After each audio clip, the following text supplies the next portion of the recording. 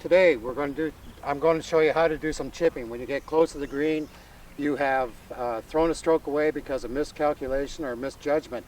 So what I'm going to try and show you is a very simple stroke to get the ball close to the hole and hopefully one putt to salvage your score. Now, in chipping, what you want to do is keep body very still, very still. In the full swing, your feet are spread apart, the ball's positioned inside your feet, and you're using your hips and shoulders for distance and direction.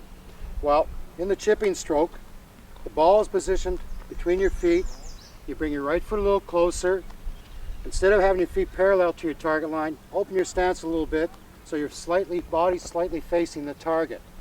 You bend at the waist, you bend your knees a little bit. You can shorten up on the grip if you like, if you feel comfortable there.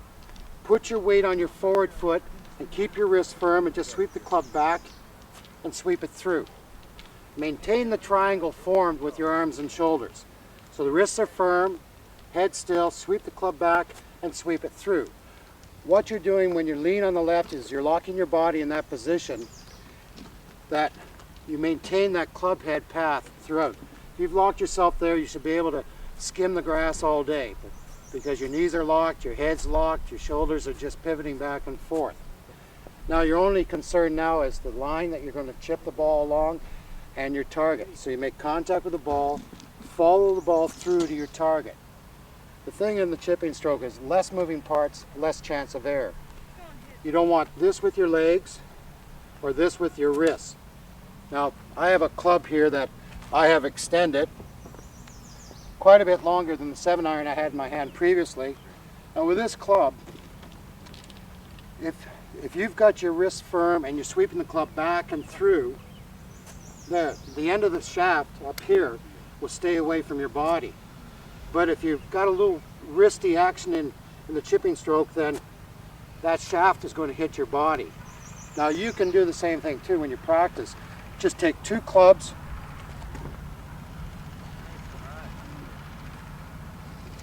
grip to grip. The other head is sticking up here. So keep the wrist firm and practice that to get away from this wrist, too much wrist in the stroke. Now there's many things that you have to consider when you're chipping. The green, the angle of the green, if the green's on a slope like this, then and the flag is here, you're not going to go directly to the flag.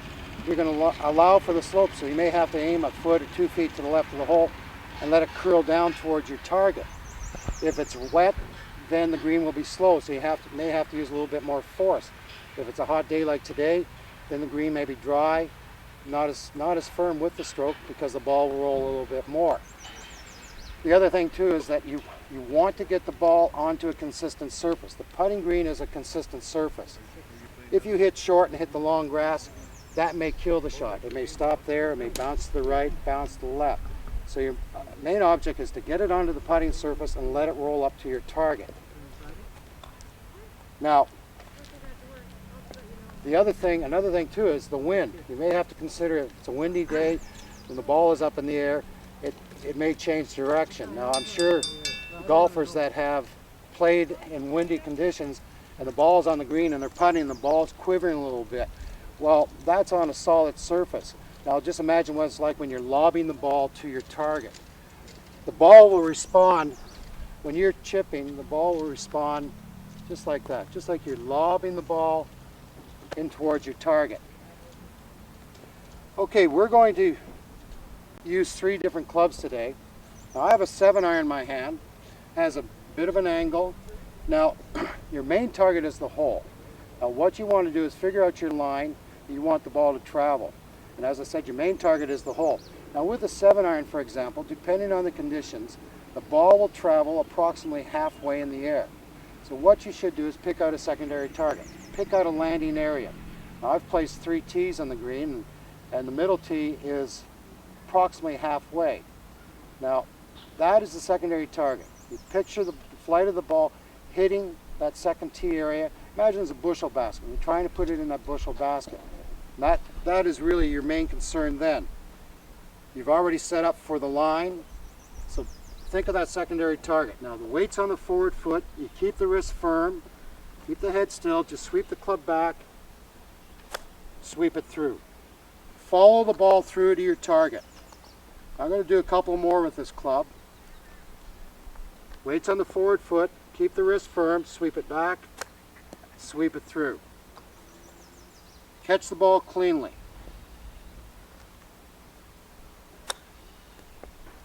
Get it up reasonably close to your target. Now that was a 7-iron. Now I'll try a more lofted club, number 9. The ball will travel approximately 3/4 of the way in the air and then roll the rest of the way. Same stroke, weights on the forward foot, stance is open a little bit, keep the head still, just sweep the club back and sweep it through. Catch the ball nice and clean, back and through. One more. Oh, little strong, little strong. Okay, now another club, a number 5-iron, hasn't got as much loft. The ball will roll quite a bit. So the distance it will travel will be about 1/4 of the way between you and your target. Now I have a tee here. I like to have the ball land approximately in this area and then roll up to the target. Same stroke. Using a 5 or 6-iron, all I want to do is get the ball up over the longer grass and onto the green and let it roll the rest of the way.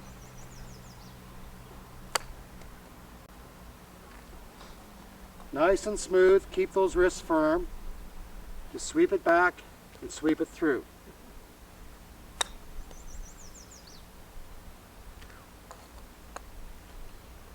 Okay, one more with this club.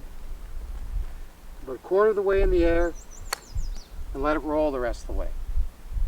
A little strong again, but it's a hot day and the grass is dry. Now, as far as training, I get a number of students that get very wristy like that. Now I have a little unit in my pocket here that is called a wrist lock, and it's very, very beneficial. You tuck it inside your glove. Helps keeps that wrist firm. You sweep the club back and sweep it through. If you get a little wristy, you'll feel it buckling inside your glove. Now as far as direction,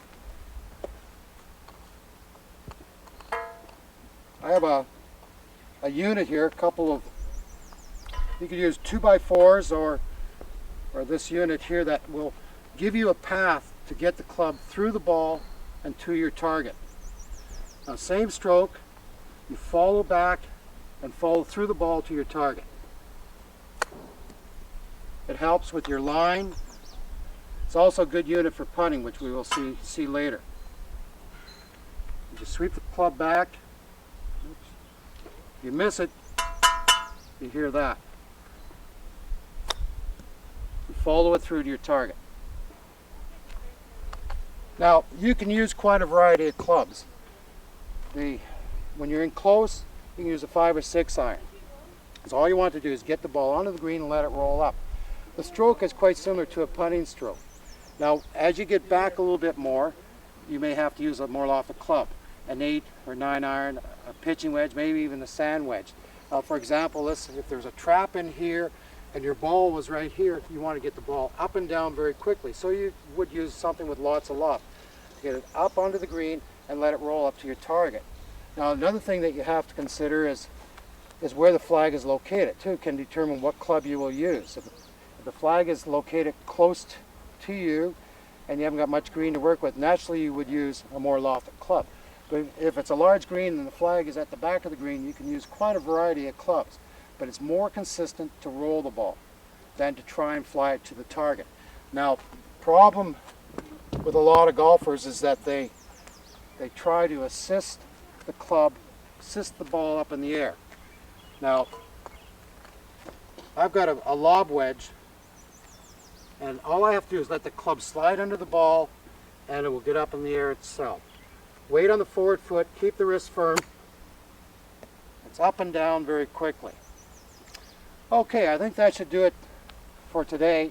I've got a tip on how to repair ball marks that we will do very shortly.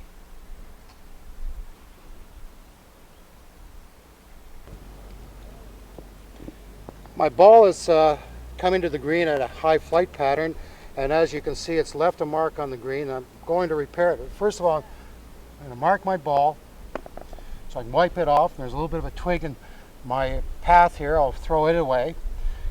Now, very important that you repair a flaw on the green that you've caused. Plus, if you see one or two others, repair those too. Do a little maintenance on the green so it's better for you and better for other golfers. Now to repair this, I have a repair tool here that you just slide into the ground. You lift it up around that spot so you actually bring it up above level and work it up a little bit so you can smooth it out. Take your putter and just tap it down, level it out like so. So it's smooth for golfers behind you. Check your line. If there's any in your line, you can repair it too. Place the ball, line up your putt, and go ahead. Remember, repair any ball marks on the green. Help your fellow golfer out and help yourself out.